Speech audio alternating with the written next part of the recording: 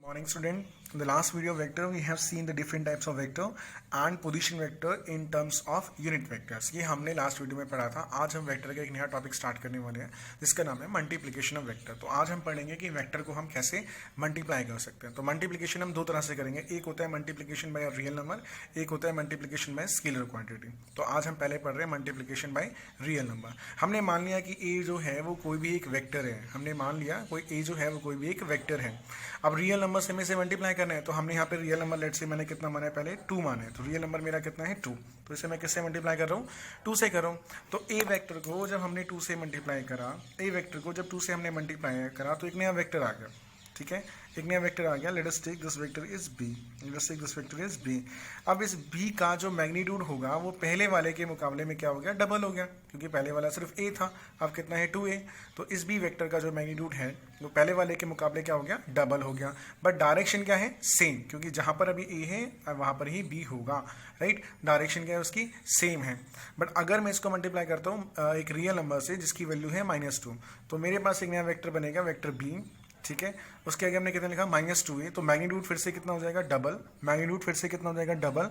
But direction इस बार क्या हो जाएगी, अपोजिट हो जाएगी, क्योंकि आप यहाँ पे माइनस साइन देख सकते हो. तो इसका मतलब है कि अगर ए वेक्टर राइट साइड में जा रहा है तो वेक्टर बी जो होगा वो ट्वाइस ऑफ मैग्नीट्यूड होगा, लेकिन अपोजिट डायरेक्शन में होगा. So this is a multiplication by real number. अब हम पढ़ेंगे multiplication bye scalar quantity. Scalar quantity जैसे हमें पता है फिजिक्स में वेक्टर और स्केलर जिनकी कोई डायरेक्शन नहीं होती, जिनका सिर्फ मैग्नीट्यूड होता है, उन्हें क्या कहते हैं, स्केलर क्वांटिटी कहते हैं. तो हमने एक एग्जांपल माना है मोमेंटम. मोमेंटम होता है P vector equal to M into V vector. ये वेलोसिटी है, ये वेक्टर क्वांटिटी है, और इसको मल्टीप्लाई कर रहे हैं मास से. मास कौन सी क्वांटिटी है, एक स्केलर क्वांटिटी है. तो वेक्टर क्वांटिटी को मल्टीप्लाई किया स्केलर क्वांटिटी से, आंसर क्या आया आपका, वेक्टर क्वांटिटी ही आया. ठीक है, यहाँ पर हमने क्या माना है, ये मेरे पास है displacement equal to velocity into time. Time यहाँ पर क्या है, स्केलर. हमने सिंपल मल्टीप्लाई करा, वेलोसिटी इंटू टाइम करा, तो हमारे पास क्या गया, डिस्प्लेसमेंट आ गया. तो हमने मल्टीप्लिकेशन बाय स्केलर क्वांटिटी पढ़ा. इसके अलावा मल्टीप्लिकेशन हमारे पास और भी तरह के होते हैं वेक्टर्स के, जो हम आगे चल के पढ़ेंगे, like dot product and cross product, जो हमारे आगे वीडियो में आ जाएगा. नेक्स्ट हमारे पास आता है parallel shift of vector. Parallel shift of vector का मतलब है, कई बार ऐसा होता है कि हमें डायरेक्शन कंसिडर करनी पड़ती है वेक्टर्स की. तो जैसे कि यहाँ पर हम मान के चले फोर्स एक वेक्टर है जिसकी वैल्यू है 10 न्यूटन, वो इस डायरेक्शन में काम कर रहे हैं. मैं इस पूरे वेक्टर को पैरेलल शिफ्ट कर सकता हूँ, यहाँ से उठाकर मैं इसको बिल्कुल एग्जैक्टली यहाँ पे मैंने लगा दिया.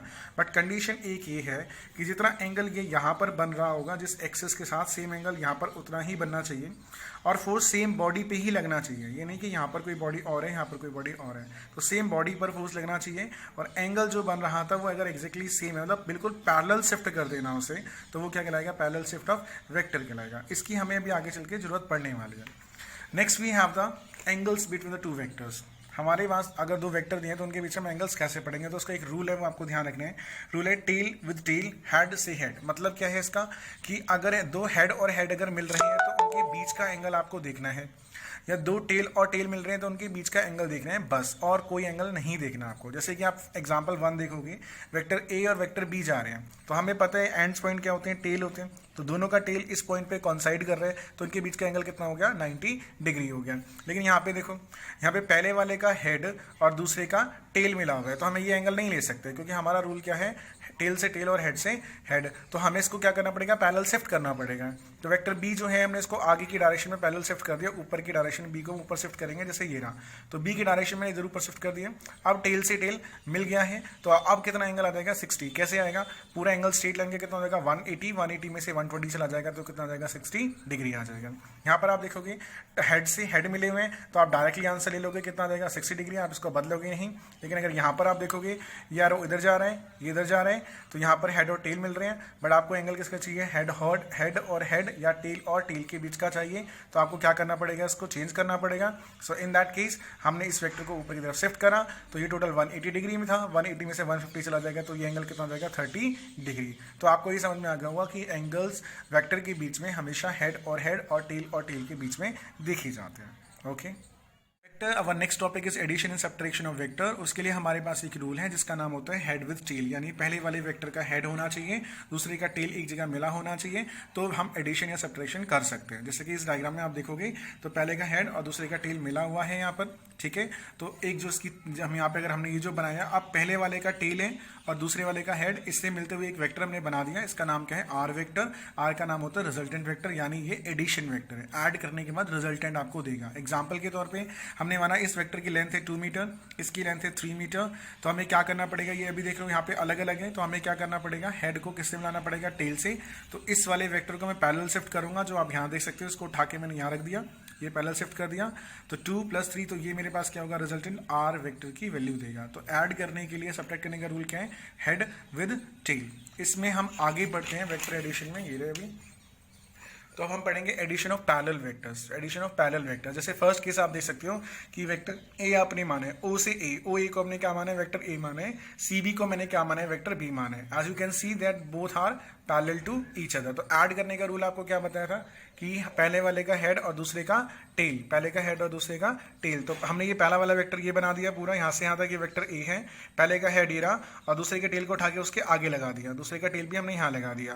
तो ये पूरा एक नया वेक्टर मान लिया। अब ये ऐड करने के बाद पूरा एक नया वेक्टर मान लिया, जिसका नाम मैंने क्या बोला? Are vector. आर का नाम क्या है? Resultant vector. क्या नाम है? Resultant vector. और इसकी वैल्यू कितनी हो जाएगी? A vector plus B vector, क्योंकि दोनों सेम डायरेक्शन है, तो यहाँ पर इसलिए प्लस हो जाएगा। In the next part we have addition of anti parallel vector, मतलब डायरेक्शन अपोजिट है।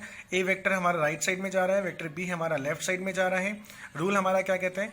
Head with tell. सो हमने क्या करा है? अगर मैं बोलूँ ये ए वेक्टर मैंने यहाँ पे दिखा रखा है, ये रहा आगे की तरफ, ये वेक्टर मेरा ए हो गया, ठीक है। वेक्टर बी की डायरेक्शन मेरी इस तरफ जा रही है, तो मैंने इसको पलट देंगे, इसको पलट देंगे तो क्या ये ऐसा बना सकते हैं इसको इस डायरेक्शन में। अगर लेफ्ट साइड में ये वेक्टर प्लस है तो राइट साइड में क्या बन जाएगा? माइनस का बी वेक्टर, जो कि हमने यहाँ लगा दिया। तो अब हमने क्या करा? पहले का हेड हो जाएगा हमारे पास, ये हेड हो गया, दूसरे वाले का हमने क्या ले लिया? टेल ले लिया।